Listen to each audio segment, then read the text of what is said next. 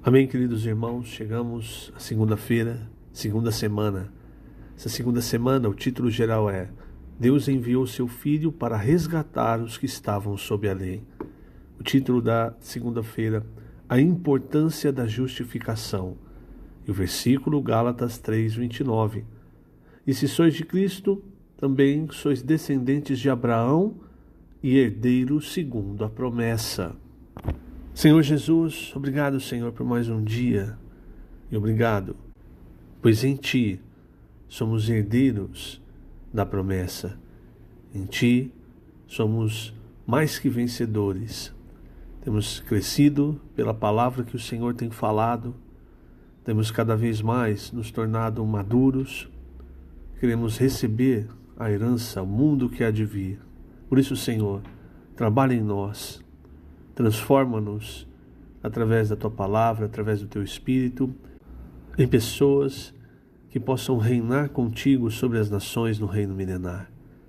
Esse, Senhor, é o desejo de nosso coração, ser úteis a Ti, hoje e por todo sempre, Te servir por toda a eternidade, pois foi pelo Teu sacrifício, preço de sangue que o Senhor pagou, que nós fomos justificados, reconciliados com Deus. Somos filhos de Deus hoje por Teu sacrifício. Por isso, Senhor, não temos como pagar, mas podemos nos consagrar a Ti por toda a eternidade. Obrigado, amado Senhor, por todo o Teu cuidado conosco, pelas palavras que o Senhor tem nos dado, palavras que fluem como um rio de graça do Teu trono, para nos encher de vida, para nos encher de Espírito. Obrigado, Senhor. Jesus é o nosso Senhor. Muito bem, queridos irmãos, essa segunda-feira no Alimento Diário está muito rica, muitas pepitas de ouro para serem exploradas. Por isso, além dos pontos da imersão que diariamente o Senhor nos supre, mergulhe também nessa palavra. Você vai encontrar muita riqueza. E eu vou começar lendo aqui na página 22, o segundo parágrafo. Vamos entender algumas coisas nesse dia e ruminar outras. A Bíblia nos mostra que nenhum homem é justificado pela lei. Cristo veio para que fôssemos justificados pela fé. Por isso a justificação é tão importante, pois Deus não tem como conceder sua vida ao homem sem que este atenda às exigências de sua lei e de sua justiça. Cristo cumpriu todas as exigências da justiça de Deus. Morreu, ressuscitou e nos trouxe a bênção de Abraão, que é o Espírito prometido. Por meio de Cristo, Deus pode dar-nos a sua vida. Então, veja, irmãos, por que então a justificação? E o que é a justificação? Vamos entender algumas coisas. Primeiramente, irmãos, quando Deus criou o homem, Ele criou o homem para que o homem tivesse a posse dessa terra. Isso está bem claro em Gênesis 1. Era para que o homem dominasse. Então a terra era do homem. Deus criou tudo isso para o homem e para que o homem, então, num relacionamento íntimo com Deus, aprendesse de Deus, não de maneira doutrinária, mas através da vida de Deus, aprendesse então a expressar a Deus. Por exemplo, é como o pai e um filho.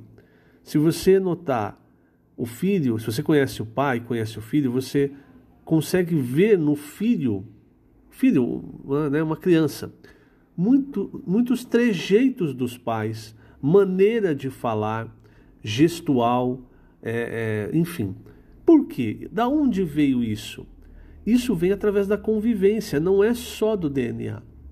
Através da convivência, a criança vai aprendendo a falar como o pai, como a mãe, os trejeitos, a maneira de mexer as mãos, enfim. Então, a ideia de Deus, quando Ele cria o homem, que o homem, através da convivência, da vida de Deus dentro do homem e da convivência com Deus, o homem então expressasse a Deus e, por consequência, dominasse essa terra, né, sobre todas as criaturas dessa terra, incluindo os anjos caídos, Satanás, enfim. Esse é o plano original de Deus e Deus não se desviou desse plano.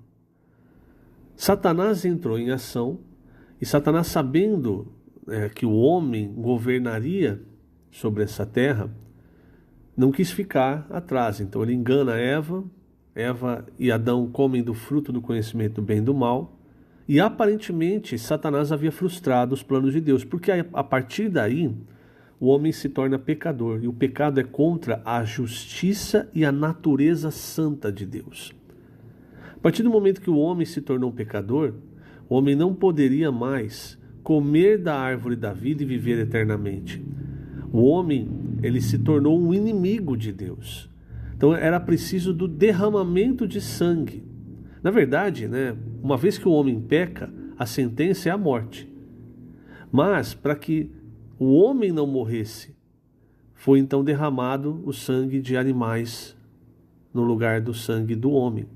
Mas isso até que viesse o descendente da mulher, até que viesse Cristo, para fazer a expiação eterna pelo homem, conceder através do seu sangue, da sua morte, o perdão eterno. Então a condição do homem após a queda era uma condição em que o plano de Deus, daquela forma, não podia avançar. Por quê? Deus não poderia simplesmente esquecer, perdoar, porque Deus, ele é justo, ele é a própria justiça. E quando nós falamos que Deus é justo, irmãos, quer dizer que Deus não pode cometer injustiça. Entende? Então, Deus não poderia simplesmente seguir com o seu plano com Adão e com Eva, com o resto da humanidade. Era preciso, para que o plano de Deus voltasse, o homem voltasse ali na situação do Jardim do Éden, antes da queda, era preciso que o homem fosse justificado. E a justificação, o que Paulo diz para os Gálatas? Que a justiça é para dar vida. Ou seja, antes de nós sermos justificados, nós éramos inimigos. O pecado, ele nos colocava contra Deus.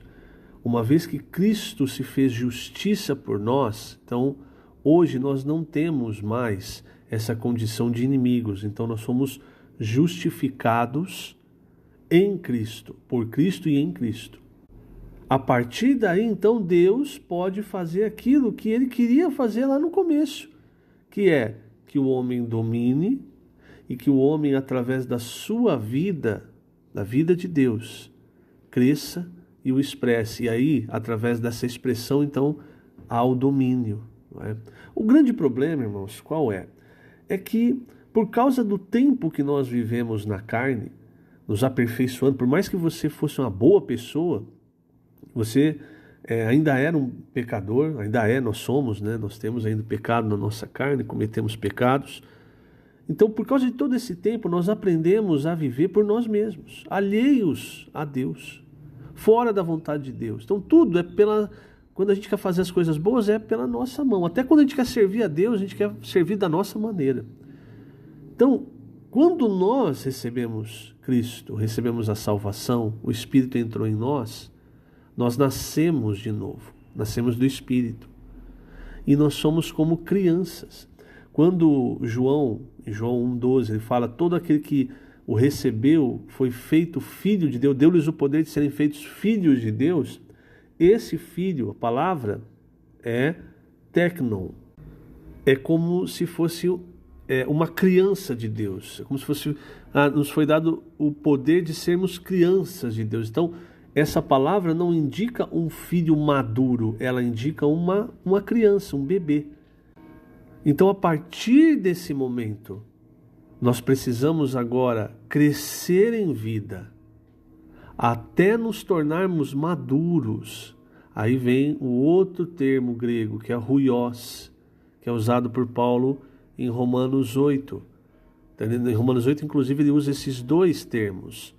Ele diz que aquele que é guiado pelo Espírito de Deus, esse é filho de Deus. Aí quando ele fala do filho, ele fala de huios, porque o huios já é um filho maduro. Um bebê não pode receber uma herança, ele precisa ser maior, maduro, para receber essa herança. A mesma coisa, irmãos, veja, olha como as coisas vão de novo para o começo. Deus nos quer maduros, Ele quer nos dar herança. aquilo que foi prometido a Cristo. Por que para nós? Porque nós estamos em Cristo. O que foi prometido a nós? Toda essa terra, irmãos. Essa terra foi usurpada por Satanás quando ele enganou o homem, e ele usa hoje o governo humano para que ele governe.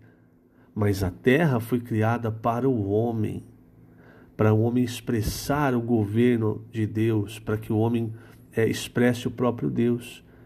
Então o que Deus está fazendo hoje, irmãos, é nos preparando para o reino. Por isso nós precisamos crescer em vida, para nos tornarmos filhos maduros. E isso vem através da obra de transformação do Espírito em nós, dentro de nós, que vem pela palavra. Por isso é falado muitas vezes, vamos imergir na palavra, vamos fazer transcrição, grito de guerra, todas essas coisas para que a palavra habite ricamente em nosso coração, para que ela seja inculcada em nós, porque assim você e eu, nós vamos crescendo, nos tornando filhos maduros e aprendendo a ser guiados pelo Espírito. Lembra do versículo de Romanos 8,14, salvo engano, né? Que todo aquele que é guiado pelo Espírito de Deus é filho de Deus, filho maduro. A palavra é ruiós. Ou seja, o filho maduro aprendeu a ser guiado pelo Espírito. A criança, ela não aprende, ela ainda faz as coisas de acordo com o que ela quer. Se não tem aquilo que ela quer, ela faz birra. Muitas vezes nós somos assim, não é, irmãos? Nós fazemos birra contra Deus, contra as coisas de Deus, queremos fazer as coisas do nosso jeito, porque ainda somos crianças. Mas uma criança não herda a herança. Por isso nós precisamos crescer, por isso Deus tem insistido para que nós cresçamos, para amadurecer e herdar aquilo que em Cristo é nosso. Agora veja, irmãos, como Deus fez as coisas, né? E aí entra o contexto que nós estamos vendo de Gálatas. Então, após a queda, o propósito de Deus não mudou, mas agora Ele com paciência moldou as coisas até chegar no ponto que chegou hoje, por exemplo. Então o que primeiro Deus fez? Deus chamou um homem, Abraão, e desse homem veio um povo, o povo de Israel. Esse povo, agora veja que interessante, né? Fazer um parênteses, como a Bíblia, o Antigo Testamento, a gente precisa ler e entender com os olhos do Novo Testamento, entendendo os tipos e as figuras para que as coisas fiquem claras, né? Veja que o povo de Israel não veio direto de Abraão, né? Não foi as 12 tribos não vieram direto de Abraão. Então veio Abraão, veio Isaac e aí vem Jacó. Por quê? Porque cada um deles representa o Deus triuno, a obra do Deus triuno, né? Abraão como o pai, aquele que dá origem às coisas. Isaac como o filho, aquele que recebe do pai, desfruta aquilo que o pai tem. E Jacó, irmãos, com toda aquela teimosia dele, ele representa a obra transformadora do Espírito.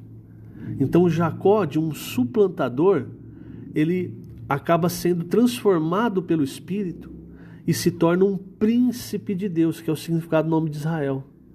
E aí, o que resulta de Jacó? Qual que é o resultado da transformação de Jacó? É o que acontece com José. Então José é aquele que reinou.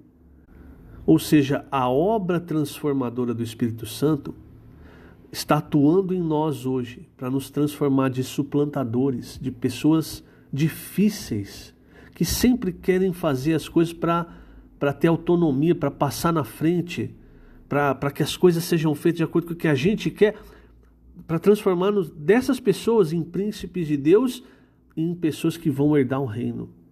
Então a experiência de Jacó, ela termina em José, como se estivessem ligados.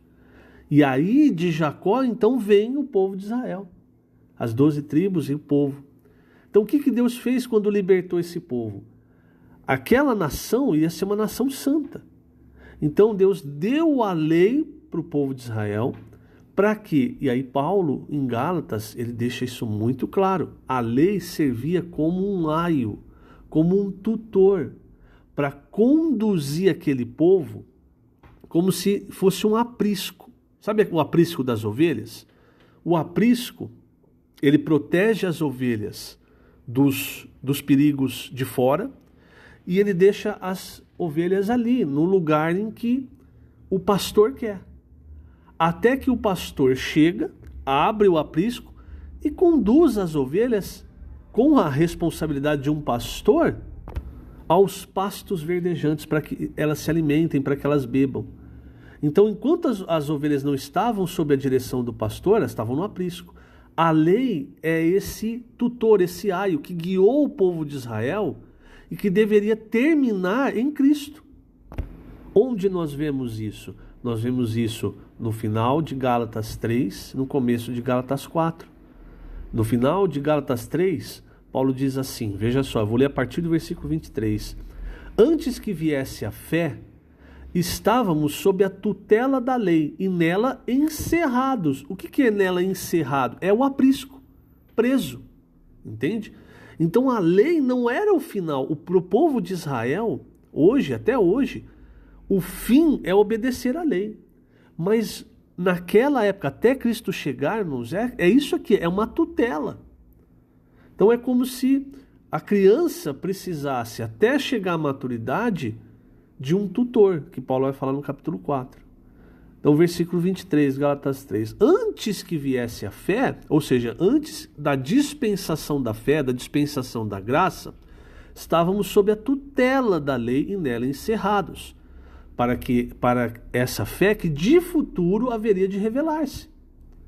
De maneira que a lei nos serviu de aio é o condutor, para nos conduzir a Cristo, a fim de que fôssemos justificados por fé.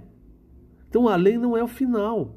A lei manteve o povo de Israel, um povo santo, assim, um povo que é apartado dos gentios, com seus deuses, com as suas práticas pagãs e mundanas. A lei manteve o povo de Israel pronto para a chegada de Cristo. Versículo 25, mas tendo vindo a fé, já não permanecemos subordinados ao aio. Ou seja, a lei acabou, o sentido da lei acabou. Pois todos vós sois filhos de Deus mediante a fé em Cristo Jesus. Porque todos quantos fostes batizados, em Cristo, de Cristo vos revestistes. Isso é muito rico, irmãos, porque é aí que vem a justificação. Quando Deus olha para você, Ele não vê mais você, o eu pecador, Ele vê você revestido de Cristo. E agora, quando você peca, você pode pedir perdão a Deus, que o sangue de Cristo vai limpar esse pecado. Por isso nós permanecemos justificados. Então de Cristo nós estamos revestidos. Nós estamos em Cristo. O que significa também que nós, veja só, olha a linha de raciocínio do apóstolo Paulo, que é a linha do Espírito. Uma vez que nós estamos em Cristo, de Cristo revestidos, a morte de Cristo também é nossa. A ressurreição de Cristo também é nossa. Logo, a promessa que foi feita ao descendente de Abraão, que é Cristo, também é nossa. Qual é a promessa? Herdar a terra, a posse do reino. Lá em Apocalipse 11:15 diz que vai chegar um momento em que o reino do mundo se tornará do Senhor e do seu Cristo. E é nesse momento que o filho varão vai reinar, as primícias, os 144 mil. Por quê? Porque eles permanecem em Cristo, seguindo a palavra, crescendo. Eles estão prontos para reinar porque eles cresceram em vida. Versículo 28. De Sarte, não pode haver judeu nem grego, nem escravo nem liberto, nem homem nem mulher, porque todos vós sois um em Cristo Jesus. Então não interessa de onde você vem, a cor da sua pele, se você é homem, se você é mulher. Uma vez que você recebeu Cristo, você está em Cristo, nós somos um em Cristo. E olha o final do capítulo 3, o último versículo. E se sois de Cristo, também sois descendentes de Abraão e herdeiros segundo a promessa. Qual é a promessa? Aí em Romanos, capítulo 4, no versículo 13, veja só. Não, Romanos 4:3. Não foi por intermédio da lei que Abraão ou a sua descendência, agora, irmãos, está falando de nós, porque pela fé nós somos descendentes de Abraão, que Abraão ou a sua descendência coube a promessa de ser herdeiro do mundo. Então a promessa de ser esse mundo, ele foi usurpado por Satanás, mas o mundo que há de vir, começando no reino milenar, para quem vai reinar é o homem. Que homem? Os que estão em Cristo, os que cresceram. Por isso é importante crescer e se tornar maduro para receber essa herança. Não foi por intermédio da lei que Abraão ou a sua descendência coube a promessa de ser herdeiro do mundo, e sim mediante a justiça da fé. Pois se os da lei é que são os herdeiros, anula-se a fé e cancela-se a promessa. Então, irmãos, a palavra profética que nós estamos recebendo, veja como é a misericórdia de Deus. Ela está nos guiando, irmãos, para nós crescermos em vida, sermos herdeiros, que é o que Deus queria lá no começo. Só que agora não é mais a raça criada que vai ser herdeira, é a raça chamada, são os escolhidos. Entende? É importante entender isso, porque aí você vai entender também o que Paulo fala, que em Cristo somos mais que vencedores e que todas as coisas cooperam para o bem daqueles que amam a Deus. Porque o que Deus quer para você não é você ter uma casa boa, um carro bom, uma vida nessa terra boa. O que Deus quer é te dar a posse dessa terra. A promessa agora é sua porque você está em Cristo. A questão é, você vai herdar porque você se tornou maduro, cresceu em vida, ou você vai continuar como uma criança? Porque uma hora o tempo acaba, ou seja, Cristo vai voltar, e se Ele voltar e eu ainda for uma criança, irmãos, eu não posso receber a herança. Por isso, hoje, essa palavra tem que realmente nos chocar. Olha tudo que Deus trabalhou ao longo do tempo para chegando Cristo. Porque, veja, até então, o povo escolhido era o povo de Israel, mas na chegada de Cristo, não tem mais judeu, gentil. Cristo abriu a porta para todos os homens receberem pela fé a justificação e com a justificação a promessa de herdar, de ser rei no mundo que há de vir. Isso é muito valioso, isso é muito rico. O que você está fazendo com essa promessa? Que o Senhor te abençoe grandemente nesse dia. Lembrando, estamos colocando essas gravações no canal do YouTube da Igreja em Ribeirão Preto. Jesus é o Senhor.